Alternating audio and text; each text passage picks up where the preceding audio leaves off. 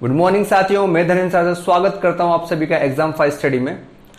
तो देखिए, अभी तक हमने रैंकिंग टेस्ट पढ़ा था कल की क्लास में। आज हम अपना नया टॉपिक स्टार्ट करने वाले हैं। उससे पहले मैं आपसे सिर्फ एक चीज कहना चाहूंगा कि अभी तक अगर आपने हमारे चैनल को सब्सक्राइब नहीं किया तो प्लीज सब्सक्राइब करें, वीडियो को लाइक करें, शेयर करें और बेल आइकन को दबाएं ताकि ये वीडियो उन तक पहुंचे जो पढ़ना चाहते हैं। ठीक है, तो चलते हैं अपनी वीडियो की तरफ। ठीक है, आज की क्लास हमारी कैलेंडर को लेके होगी और कैलेंडर के बारे में आप सभी बखूबी जानते होंगे। जहां तक मुझे पता है हर घर में कैलेंडर होता है, लेकिन रीजनिंग में कैलेंडर की अहमियत कुछ और है।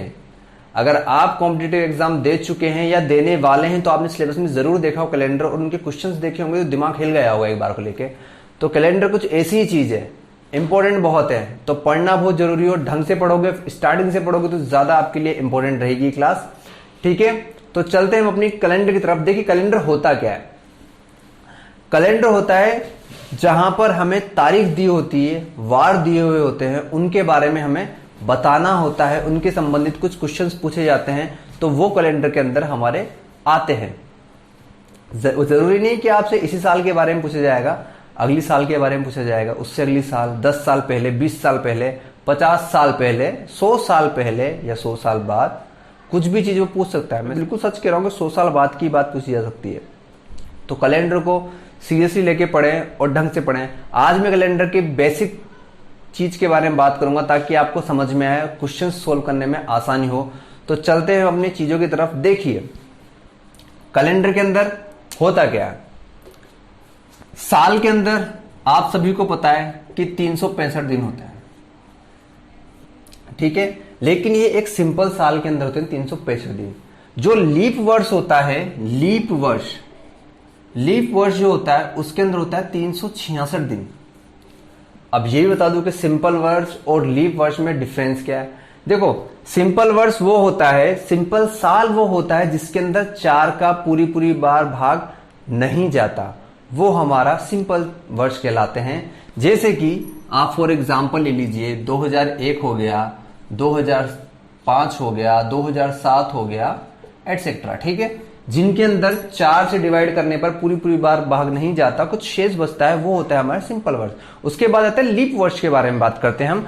लीप वर्ष के बारे में बात करेंगे तो लीप वर्ष वो जिनके अंदर 4 का पूरी बार भाग चला जाता है, वो हमारा होता है लीप वर्ष। समझ में आ गया आपको?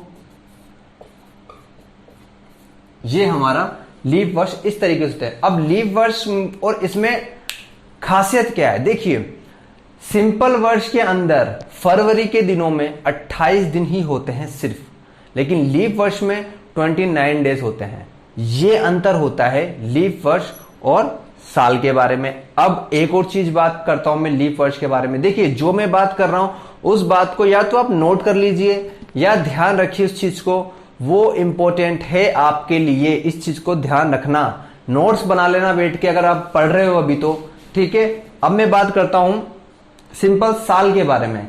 सिंपल साल क्या होता है? सिंपल साल वो जिसके अंदर साल का पहला दिन, जैसे कि सिंपल साल के अंदर साल का पहला दिन सोमवार हुआ तो अंतिम दिन भी सोमवार ही होगा। सोमवार मतलब क्या? 1 जनवरी को सोमवार था सिंपल साल के अंदर, तो 31 दिसंबर को भी सोमवार होगा। वो कैसे, वो बताता हूं मैं आपको। कितना होता है हमारे दिन? 365, सही 1/4। इस 1/4 के बारे में बताऊंगा मैं आपको कि ये है क्या चक्कर। अभी हम बताते हैं इस चीज के बारे में कि जनवरी में सोमवार है तो लास्ट में सोमवार क्यों है। 365 दिन होते हैं, लेकिन जब 1 जनवरी को, 1 जनवरी की बात कर रहे हैं, सोमवार है, तो 31 दिसंबर को भी सोमवार कैसे है वो बताता हूं मैं। तो जब 1 जनवरी को सोमवार है तो जब 365 दिन होते हैं तो हम या तो जनवरी का दिन काउंट करेंगे या 31 दिसंबर का दिन काउंट करेंगे, एक ही काउंट करेंगे। जब इनके बीच का डिफरेंस फाइंड आउट होगा तो वो होगा 364 दिनों का। जब 364 दिनों में हम 7 का भाग देंगे। 7 का भाग क्यों? क्योंकि सप्ताह में 7 दिन होते हैं, इसलिए 7 का भाग मैं दे रहा हूं आपके लिए। ठीक है, 7 का जब हम भाग देते हैं तो हमारा शेषफल बचता है 0।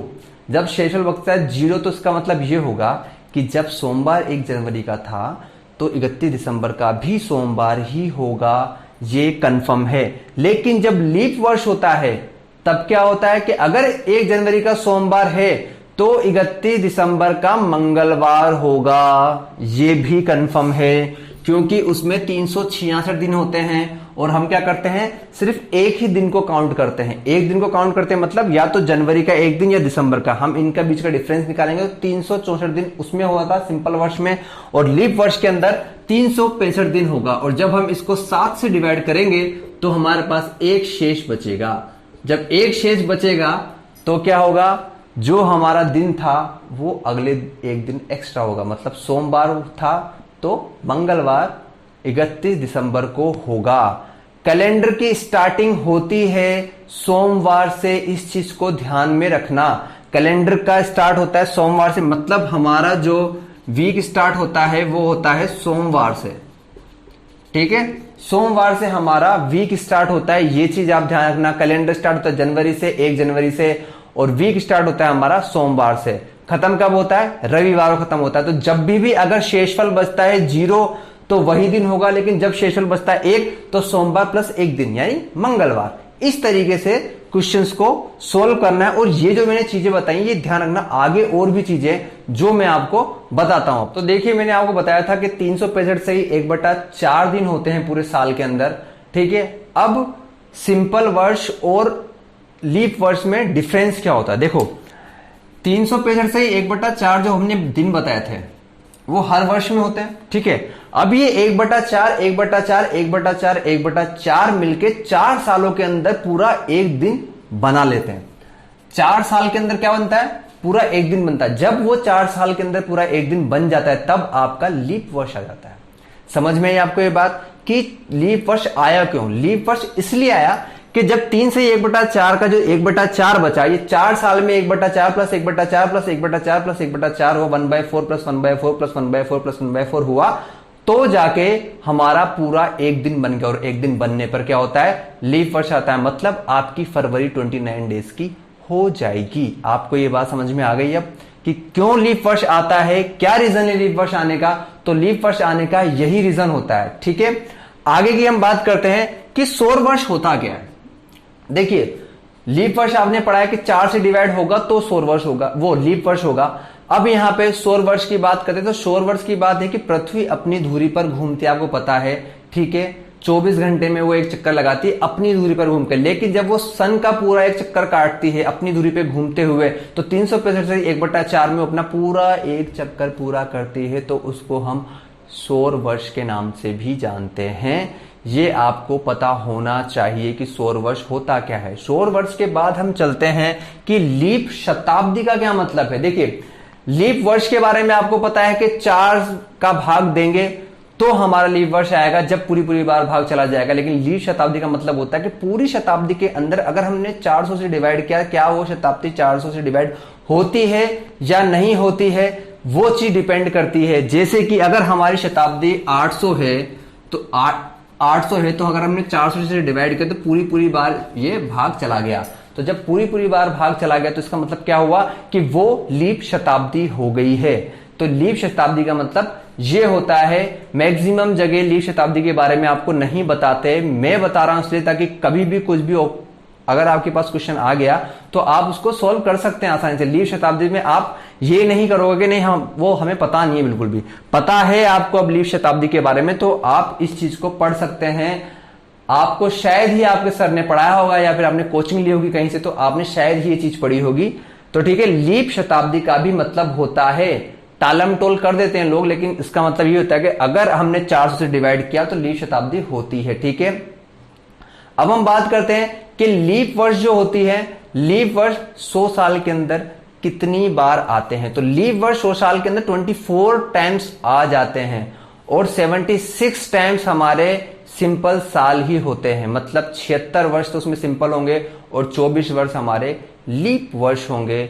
ये भी आपको पता होना चाहिए कि 76 तो हमारे क्या होते हैं, सिंपल, और 24 हमारे लीप साल होते हैं, ठीक है। लीप साल होते हैं, ये भी आपको पता हो तो आपके क्वेश्चन आराम से सोल्व कर लोगे आप। अब बात करते हैं हम फरवरी 28 के बारे में। देखो फरवरी 28 के दिन अगर जो हमारा 1 फरवरी को जैसे मान लिया आपने मंगलवार है, फरवरी 1 को तो फरवरी 24 को 28 को भी मंगलवार ही होगा। ठीक है, मंगलवार ही होगा उसको भी। ठीक है, क्यों होगा आपको सिंपल दिख रहा होगा कि मैंने आपको बताया था कि 28 से डिवाइड करते, जब हम पूरी किसी भी चीज को डिवाइड करेंगे उसका वार निकालने के लिए, तो हमें 7 से डिवाइड करना होगा। और 7 से हम क्यों डिवाइड करते हैं? क्योंकि हमारे सप्ताह में 7 दिन होते हैं, पूरे वीक में 7 दिन होते हैं, इसलिए। और वीक की शुरुआत हमारी सोमवार से होती है। पहला दिन वीक का सोमवार ही कहा जाता है। पहला दिन हो, अगर हमसे 5वां दिन कहे तो 5वां दिन हमारा कौन सा होगा? शुक्रवार होगा। हाँ ना, हाँ। तो हमारा 5वां दिन शुक्रवार होगा, 6वां दिन शनिवार होगा। तो अगर आपसे ये बोले कि सप्ताह के इस दिन के बारे में, चौथे दिन के बारे में बात करें, 5वें दिन के बारे में बात करें, तो हम शुरुआत हमारी सोमवार से ही करेंगे। इस चीज को ध्यान रखना। तो अगर फरवरी 28 डेज की, तो फरवरी का पहला जो दिन होगा वही फरवरी का लास्ट दिन भी 28 का भी वही होगा। अब बात करें, अगर हमने 29 की फरवरी पड़ गई, मतलब लीप वर्ष की फरवरी पड़ जाती है, तो अगर पहला दिन हमारा मंगलवार है तो अंतिम दिन क्या होगा? अंतिम दिन क्या होगा? 29 डिवाइड बाय 7 करोगे तो क्या बचेगा? एक शेष बचेगा। यहां मैं वो लिख रहा हूं जो शेष बचेगा। शेष, मैं भागफल नहीं लिख रहा जो आप सोच लो कि नहीं भाग गया, मैं बोल रहा हूं शेष जो बचेगा।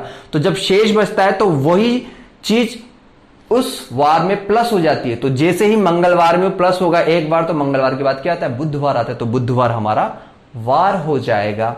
इस चीज का भी आपको ध्यान रखना है। अब बात करते हैं कि महीने के अंदर अगर 30 दिन होते हैं तो वो भी इस तरीके से होगा। जैसे पहले दिन अगर मंगलवार है तो 30वां दिन कौन सा वार होगा?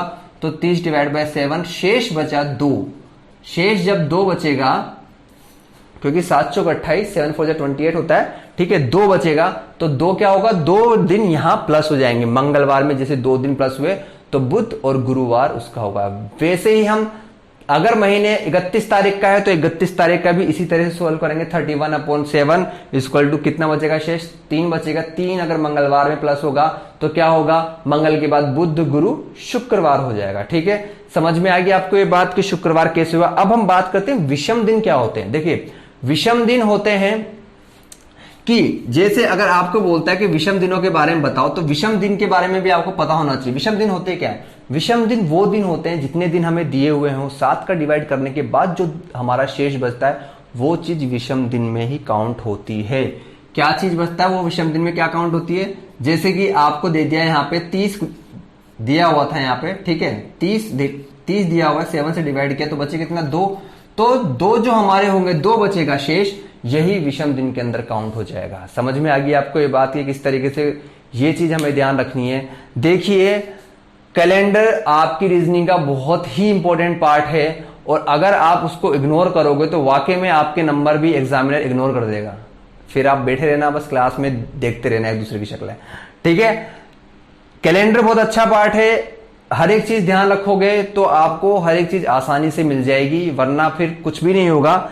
चलते हैं, मैं आपके अगले पॉइंट्स के बारे में बताता हूं मैं आपको, ताकि आपके कैलेंडर को समझने में आपको और भी आसानी हो। ठीक है, तो देखिए आपको इस चीज से रिलेटेड में कुछ क्वेश्चन करवा देता हूं। क्वेश्चन है कि 2 मार्च को बुधवार हो तो 26 मार्च को कौन सा वार होगा? अब देखिए, यहां पे एक ही महीने के अंदर की बात की गई है कि अगर 2 मार्च को बुधवार है तो 26 मार्च को क्या होगा? तो सिंपल सी बात है, 26 में से हम देखो काउंट, हम बीच में इनके डिफरेंस देखेंगे, कितने दिनों का डिफरेंस है। और मैंने आपसे कहा था कि एक ही दिन काउंट होता है, इसलिए 26 मार्च और -2 कर देंगे हम, तो 24 डेज हमारे पास आ गए। ठीक है, लेकिन अभी हमें ये नहीं पता कि इस दिन कौन सा वार होगा, मतलब 26 मार्च को कौन सा वार होगा। तो क्या करते हैं हम, 24 डिवाइड बाय 7, तो 7 3 जा कितना होता है? 21, पूर्ण चक्र हो गया। 7 3 जा 21, शेष कितना बचाता है? 21, 22 और 23। तो कितना शेष बचता है हमारा 21 के बाद? 23 और 24, तो शेष बचेगा हमारा 3। जब शेष बचता है 3 तो शेष हमारे एक्स्ट्रा दिन हो जाएंगे। एक्स्ट्रा दिन मतलब कि जब बुधवार था तो बुधवार में 3 दिन और हमें ऐड करने पड़ेंगे। मतलब बुध के बाद गुरु, शुक्र और शनि, मतलब तीसरा दिन क्या होगा हमारा? शनिवार का होगा। तो तीसरे दिन 26 मार्च को कौन सा वार था हमारा? शनिवार था 26 मार्च को। समझ में आ गई आपको ये बात कि कैसे फाइंड आउट किया?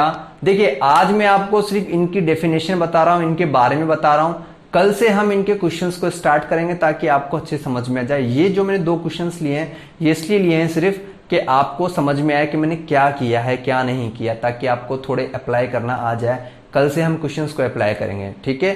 चलते हैं हम अपने अगले क्वेश्चन की तरफ। तो देखिए हमारा अगला क्वेश्चन है कि 10 मार्च 2003 को शुक्रवार हो तो 25 जून 2003 को कौन सा वार होगा। देखिए यहां पर एक ही साल के बारे में बात की जा रही है, एक ही साल के बारे में बात की जा रही है, तो हम उन्हीं के अकॉर्डिंग इस चीज को काउंट करेंगे। तो देखिए 10 मार्च दिया हुआ है और वो 25 जून के बारे में बात कर रहा है, तो मार्च में कितने दिन होते हैं, मार्च में होते हैं 31 डेज होते हैं, मतलब 31 दिन होते हैं। तो 10 मार्च तो ऑलरेडी है, इसके बाद मार्च के कितने दिन बचे, मार्च के दिन बचे 31 दिन, प्लस अप्रैल में कितने दिन होते हैं, अप्रैल में होते हैं 30। अप्रैल के बाद आता है मई, मई में कितने होते हैं, मई में भी होते हैं 31 दिन, प्लस फिर जून, जून के तो 25वें दिन के बारे में वो हमसे पूछ ही रहा है। तो हम काउंट करेंगे तो 5, 6 और 7, उसके बाद 2 और 3, 5 और 3 8 और 2 10। तो यहां पे 107 डेज हमारे पास आ गए। जब 107 डेज हमारे पास आ गए तो क्या करेंगे, हम डिवाइड करेंगे 7 का। 7 का क्यों, क्योंकि वीक में सिर्फ 7 दिन होते हैं इसलिए। तो जब 7 का डिवाइड किया तो 7 1 जा 7 बजे 3, 7 5 जा 35 और यहां पे है 37। तो शेष हमारा क्या बचा, 2। तो जब शेष हमारा 2 बचा तो ये क्या होगा, 2 दिन शेष हैं, तो 2 दिन इसमें जाके जुड़ जाएंगे शुक्रवार। जैसे हमने शुक्रवार में 2 दिन जोड़े तो शनिवार और रविवार, तो पता चल गया कि 25 जून को क्या था, 25 जून को था रविवार। उसी वर्ष के बारे में बात की इसलिए हमने मंथ को जोड़ा और डिवाइड कर दिया 7 से, तो ये चीज हमारे सामने आ गई। ठीक है, ये हमारे क्वेश्चंस थे जो मैंने आपको कराया सिर्फ 2, क्योंकि आज मैंने आपको इसके कैलेंडर के बारे में बताया जो बहुत ही ज्यादा जरूरी था। आप आगे क्वेश्चन तभी सॉल्व कर पाओगे। अगर आपने अभी तक वीडियो ढंग से नहीं देखी थी तो दोबारा देख लीजिएगा आप, और अच्छे से पढ़िए क्योंकि कैलेंडर इंपॉर्टेंट पार्ट है। कल मैं आपको इसके क्वेश्चंस के बारे में बताऊंगा, क्वेश्चंस कराऊंगा, क्वेश्चंस कैसे होंगे, किस टाइप के क्वेश्चन आएंगे, और स्टेप बाय स्टेप आपके आगे हम बढ़ते जाएंगे। ठीक है, तो अभी तक अगर आपने हमारे चैनल को सब्सक्राइब नहीं किया तो प्लीज चैनल को सब्सक्राइब करें, वीडियो को लाइक करें, ज्यादा से ज्यादा शेयर करें और बेल आइकन को दबा के जाइएगा ताकि नोटिफिकेशन आपको टाइम टू टाइम मिलते रहें। तो ठीक है, आज की वीडियो में सिर्फ इतना सा ही। कल मिलते हैं अपनी क्लास में, तब तक घर पे रहिए, सुरक्षित रहिए। तब तक के लिए जय हिंद, जय भारत। मिलते हैं अगली क्लास में।